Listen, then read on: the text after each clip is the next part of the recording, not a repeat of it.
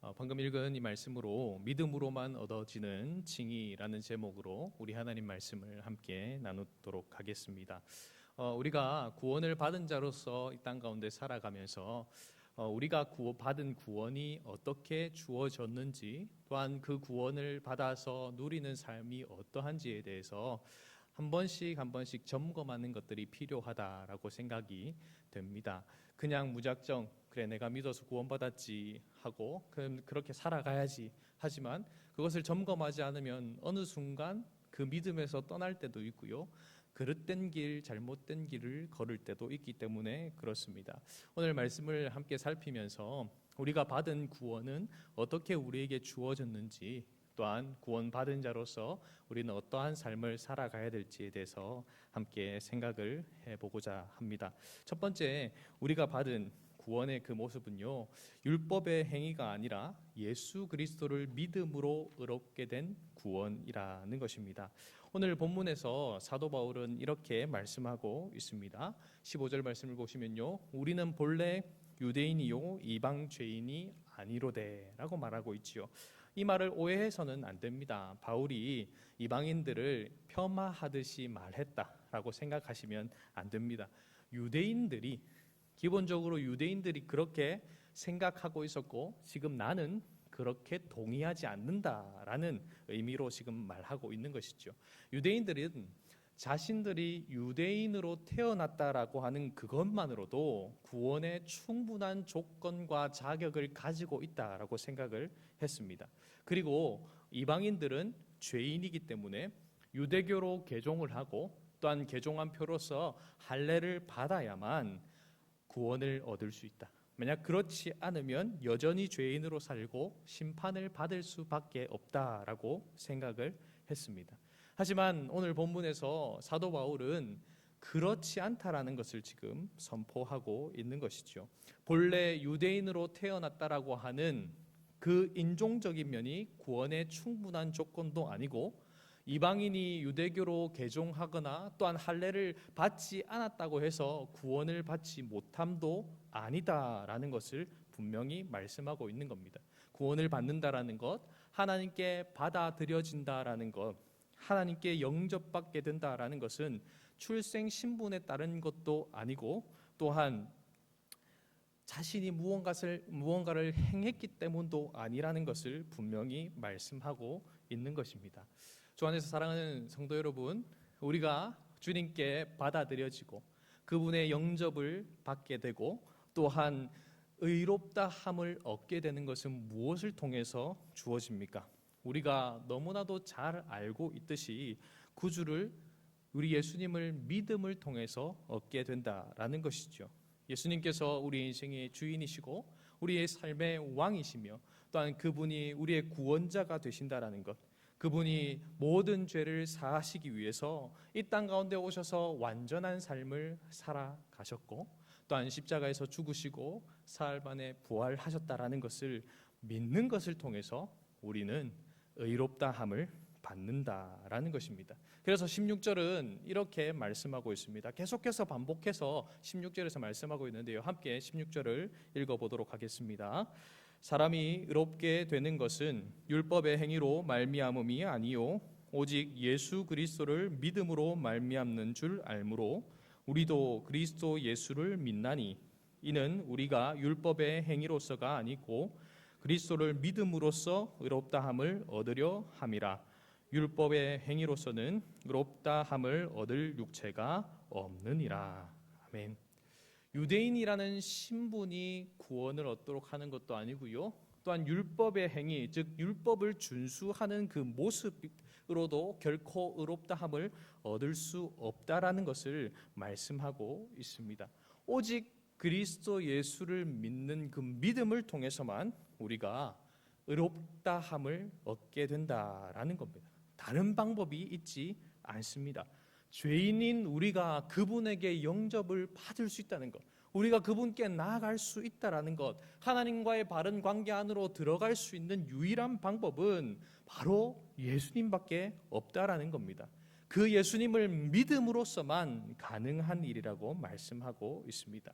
오늘 본문에서 말하는 의롭게 된다라는 것, 이 칭의라고 하는 용어는 법정에서 사용하는 용어를 빌려온 것입니다.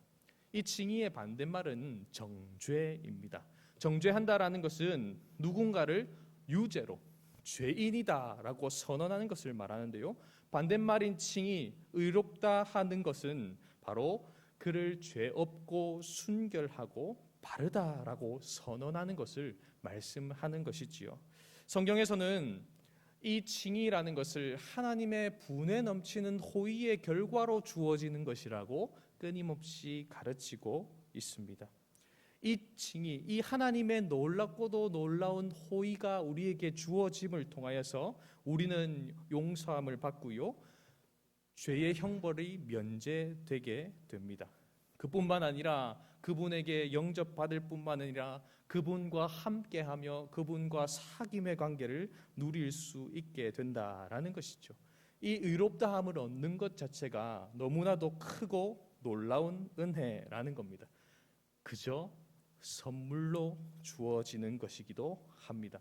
의로우신 하나님께서 그 어떤 의로움도 없는 우리를 받아들이십니다. 어떻게 해요? 의롭다 칭하심을 통해서 말입니다.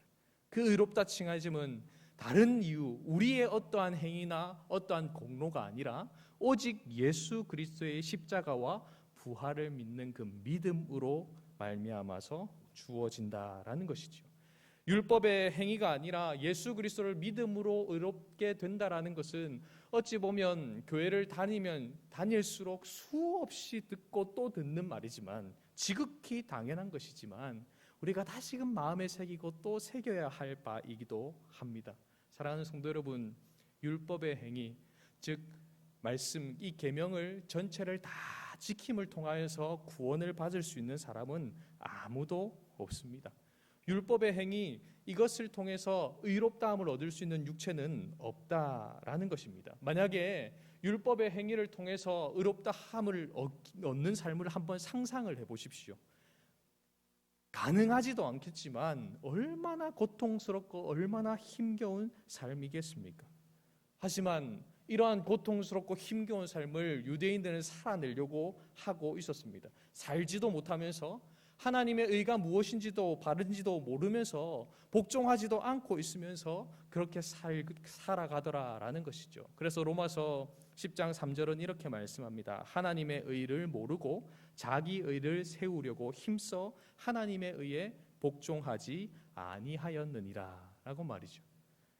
자기 의를 세우기 위해서 내가 이만큼 지켰어, 내가 이만큼 하면서 살고 있어라고 하는 자기 의를 세우기 위해서 하나님의 의는 버려버리고 박차버리더라라는 것입니다.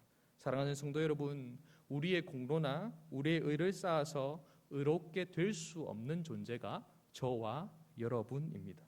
그래서 구원은 철저하게 하나님의 은혜에 의해서 믿음으로 말미암아 주어지는 것입니다. 오직 하나님의 선물로서 주어지는 것이 바로 우리가 누리고 있는 이 구원, 의롭다 함을 받은 것이라는 것이죠. 그래서 에베소서 2장 8절에서 9절 말씀은 이렇게 말씀하고 있습니다. 너희는 그 은혜에 의하여 믿음으로 말미암아 구원을 받았으니 이것은 너희에게서 난 것이 아니요 하나님의 선물이라. 행위에서 난 것이 아니니 이는 누구든지 자랑하지 못하게 함이라. 아멘. 이 말씀에서도 명확하게 말씀하고 있듯이 우리의 행위에서 난 것이 아닙니다. 의롭다함을 얻는 것, 구원을 받은 것은 우리의 행위의 결과가 결코 아니라고 말씀하고 있습니다. 하지만 보편 종교의 모습은 어떻습니까?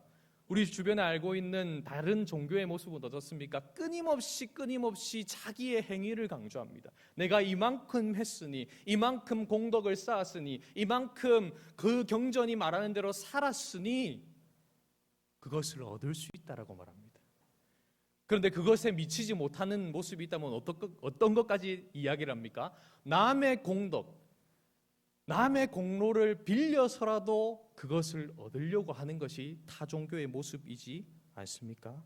하지만 사랑하는 성도 여러분, 우리는 그럴 수 없습니다. 사랑하는 여러분, 하나님의 기준이 무엇입니까? 행위로서 의롭다 함을 얻을 수 있는 기준이 무엇입니까? 완전함입니다. 하나님은 완전한 걸 원하십니다. 그런데 완전하게 율법을 지킬 수 있는 사람이 있습니까? 아무도 없지요.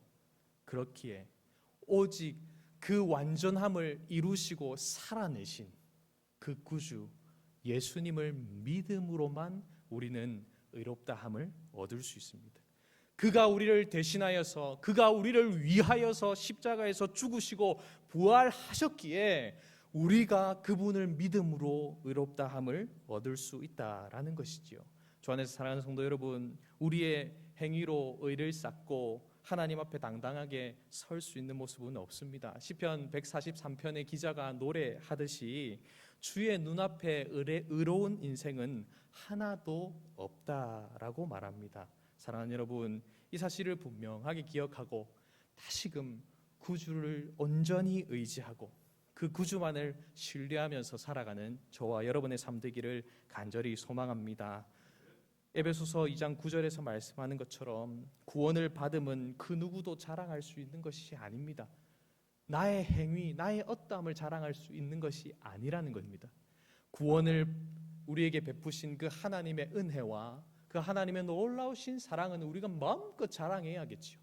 그가 이러한 구원을 우리에게 베푸셨다. 그가 우리에게 이러한 놀라운 능력을 허락하셔서 우리를 구원하시고 세우시고 변화시키신다라는 것은 자랑해야 합니다. 하지만 우리의 어떠한 행위는 자랑할 만한 것이 아무것도 없다라는 것입니다. 우리의 인생의 본성에는 늘 우리의 어떠함을 자랑하려고 하는 모습이 스며들어 있습니다. 그래서 끊임없이 자랑합니다. 내가 이것을 했다. 내가 행한 것에 대해서 끝없이 내세우려고 하는 것이 우리의 모습입니다. 하지만 그러한 것이 우리를 구원할 수 있는 것이 아님을 분명하게 기억하시기를 바랍니다. 주 안에서 사랑하는 성도 여러분, 우리가 의로워지기 위해서 요구되는 것은 우리의 죄와 우리의 무력함을 인식하는 것입니다.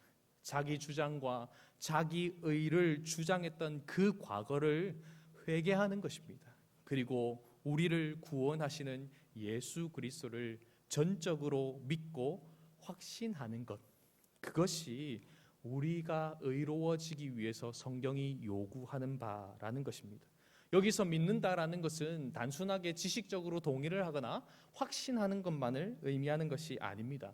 지식적으로 동의를 하고 확신하는 것이 필요합니다. 하지만 거기에서 끝나면 안 된다라는 것이지요. 오늘 본문의 말씀에서 16절 중반절에 있는 우리도 그리스도 예수를 믿는다라고 하는 표현은 문자적으로 해석하면 이렇게 해석됩니다. 우리가 예수 그리스도 안으로 들어가서 믿는다라는 것입니다.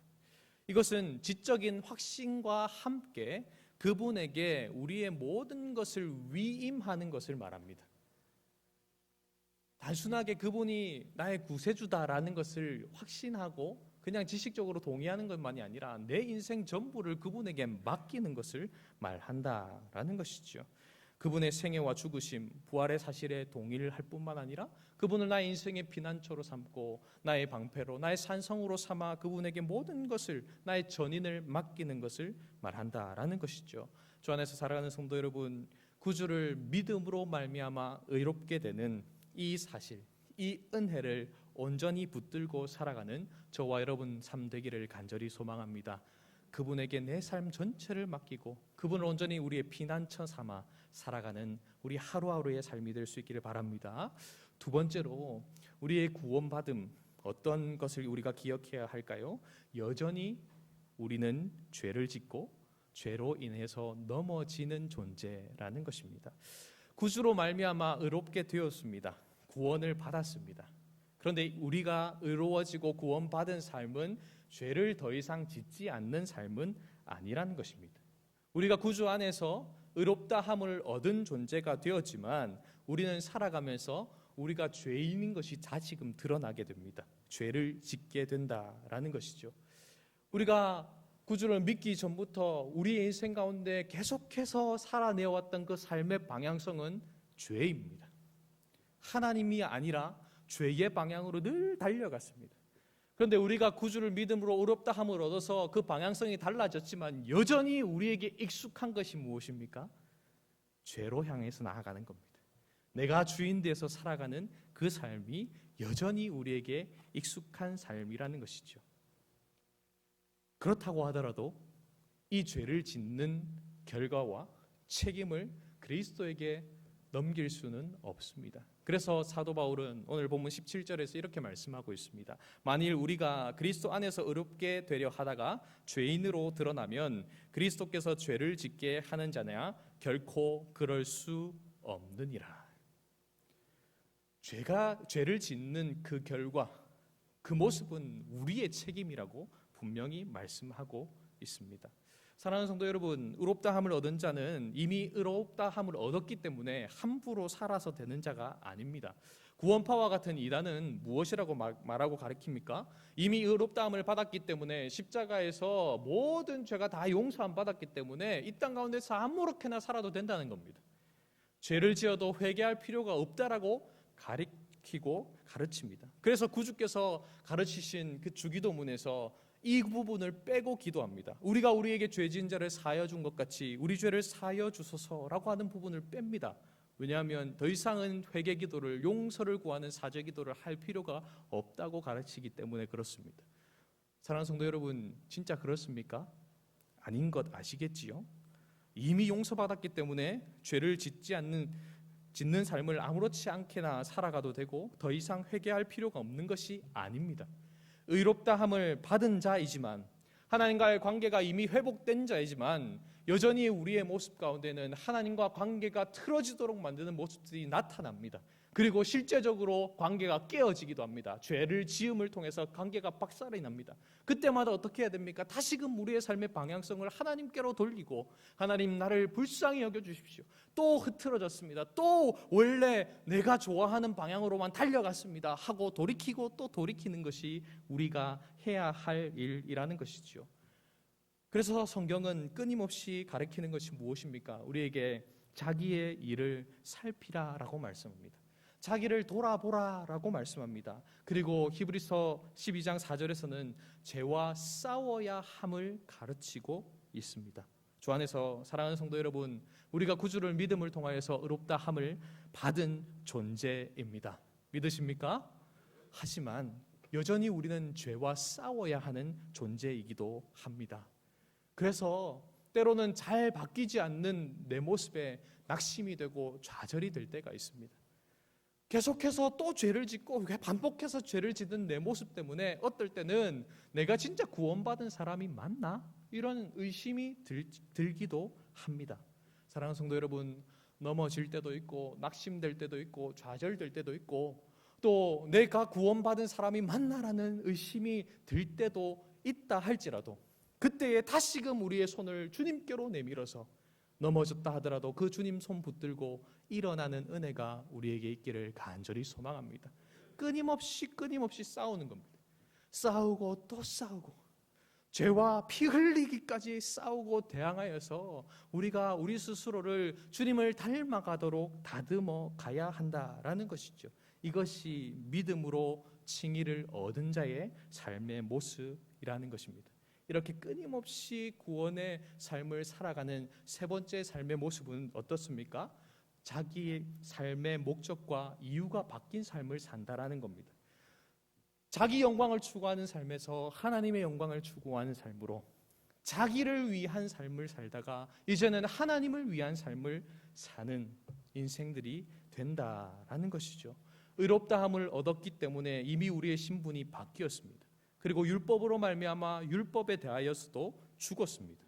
이미 구원을 받았는데 구원을 받기 위해서 율법을 지킨다라고 하면 얼마나 앞뒤가 맞지 않는 말이겠습니까? 여러분, 누군가가 여러분에게 선물을 가져와서 선물을 줍니다.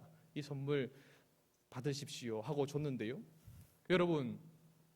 여러분이 지갑을 꺼내서 돈을 그 사람에게 내민다면 그 선물을 준 사람의 마음이 어떨까요? 반대의 입장도 마찬가지 아니겠습니까? 구원을 받음이 선물로 주어졌습니다. 선물로 받은 구원인데 그 구원을 얻어내기 위해서 다시금 뭔가를 하려고 한다면 그것이 얼마나 앞뒤가 안 맞는 말이냐라는 것이죠. 사랑하는 여러분, 우리 구주를 믿음을 통하여서 우리는 의롭다함을 얻었고 이미 우리의 신분이 바뀌었습니다. 삶의 목적과 삶의 이유가, 삶의 방향성이 완전히 바뀐 삶이라는 것이죠. 그래서 20절 말씀은 이렇게 말씀하고 있습니다. 함께 오늘 본문 20절 말씀을 읽어보겠습니다. 내가 그리스도와 함께 십자가에 못 박혔나니 그런즉 이제는 내가 사는 것이 아니요 오직 내 안에 그리스도께서 사시는 것이라. 이제 내가 육체 가운데 사는 것은 나를 사랑하사 나를 위하여 자기 자신을 버리신 믿음 안에서 사는 것이라. 아멘. 사도는 자신이 그리스도와 함께 십자가에 못 박혔다라고 말씀을 하고 있습니다. 그 사도가 그러했던 것처럼 우리도 구주를 믿는 그때에 그리스도와 연합하여서 이미 십자가에서 죽었습니다. 그 십자가에서 죽은 것은 바로 우리의 옛 자아입니다. 나를 위해서 살아가고 내 영광을 추구했던 그 자아는 이미 죽고 새로워졌다라고 말씀하고 있습니다. 그 본성은 죽고 새로워졌습니다. 새로운 피조물이 되었습니다. 그래서 고린도후서 5장 17절에서 그런즉 누구든지 그리스도 안에 있으면 새로운 피조물이라. 이전 것은 지나갔으니 보라 새 것이 되었다라고 말씀하고 있습니다. 이제 그 옛 자아가 아니라 새로워진 자아로 살아갑니다.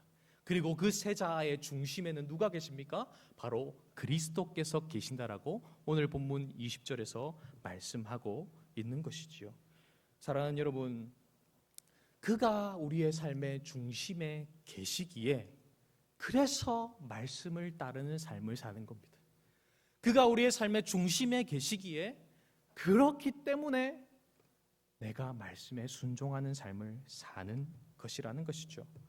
우리의 죄에도 불구하고 우리를 의롭다고 선언하신 그분의 그 거저 주시는 그 은혜에 감사하고 감격한 반응으로서 우리의 삶 가운데에 하나님 나라의 원리대로 살아가는 모습이 나타나는 것이고 말씀에 순종하는 모습이 나타나는 것입니다. 그 삶이 끊임없이 우리의 본성을, 죄된 본성을 바꾸고 또 바꿉니다. 그래서 어떤 자리까지 이끌어갑니까? 그리스도를 닮은 자리까지 우리를 빚어 간다라고 말씀하고 있는 것이죠. 사랑하는 여러분, 그리스도 안에 우리가 새로운 피조물이며 우리는 그 안에서 믿음으로 살아갑니다. 그를 믿는 믿음으로 삽니다. 믿음 안에서 산다는 것은요, 삶의 태도이면서 또한 삶의 방식이기도 합니다. 우리를 사랑하시기에 우리를 위해서 자기 자신을 버리신 그분을 믿는 믿음을 따라서 살아가므로 우리의 삶 가운데서 내가 드러나는 것이 아니고요, 나의 삶의 중심에 살아계시는 그분이 드러나는 것입니다.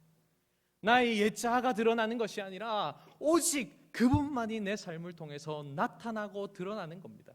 우리의 삶 가운데 그분이 묻어나는 삶이 가득가득 드러난다라는 것이죠. 사랑하는 성도 여러분, 구주가 묻어나는 그 삶을 살아가기 때문에 구원받는 것도 구원받을 수 있는 것도 아닙니다. 은혜로 구원을 받은 자이기에 그 삶을 살아가기 위해서 구주를 더욱 붙들고 그 믿음 안에 거하기를 더 힘쓰는 것이죠. 또한 내 힘으로 살 수 없기에 성령님의 도우심을 구하고 또 구하면서 살아가는 겁니다. 하나님의 이 놀라운 은혜를 패할 사람은 아무도 없습니다. 패할 수가 없습니다. 율법으로는 그 누구도 의롭다 함을 얻을 수 없기 때문에 그렇습니다. 구원을 받은 자로서 말씀을 따라 사는 것은 우리의 구원에 뭔가를 더하기 위해서가 아니라 오직 그 은혜에 감사하고 감격하기 때문입니다. 그래서 사도 바울은 오늘 본문 21절에서 마지막에 다시 한 번 더 도장을 찍듯이 이렇게 말씀하고 있습니다. 내가 하나님의 은혜를 패하지 아니하노니 만일 의롭게 되는 것이 율법으로 말미암으면 그리스도께서 헛되이 죽으셨느니라. 믿음으로 말미암는다라는 것을 다시금 강조하면서 마치고 있다라는 것이죠. 주 안에서 사랑하는 성도 여러분, 말씀을 맺고자 합니다. 우리의 구원, 우리가 하나님께 받아들여지고 그와의 관계성 안으로 들어가게 되는 그 칭의는요, 오직 우리 구주를 믿음을 통해서만 얻을 수 있습니다. 사랑하는 성도 여러분, 이것을 온전히 붙드시기를 바랍니다. 그뿐만 아니라 이 관계성 안으로 들어온 인생이라 할지라도 여전히 연약하여서 죄로 인해서 넘어지고 쓰러지고 자빠질 때가 있습니다. 스스로가 구원받은 것 맞나라고 하는 의심이 들 때도 있습니다. 하지만 끊임없이 싸워야 합니다. 홀로 싸우는 것이 힘들지 않습니까? 그래서 하나님은 우리를 이 장전중앙교회 공동체로 불러주셨습니다. 함께 피 흘리기까지 싸워서 승리하는 삶을 살아내십시다. 삶의 이유와 목적이 바뀐 인생으로 죄된 본성은 버리고 우리 안에 살아계신 그리스도께서 드러나고 그리스도께서 나타나는 그 삶으로 살아내는 저와 여러분의 삶이 될 수 있기를 주님의 이름으로 소망합니다. 아멘.